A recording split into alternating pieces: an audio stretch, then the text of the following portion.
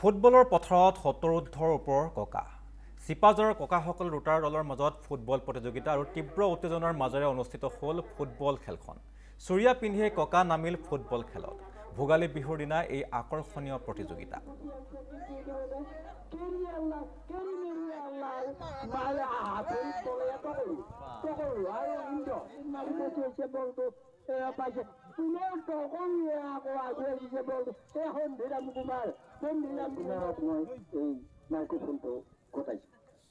ধন্যবাদ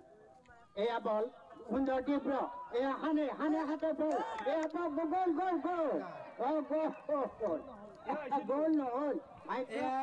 আউট দিবলৈ আগবাঢ়িছে নেপালৰ আমাৰ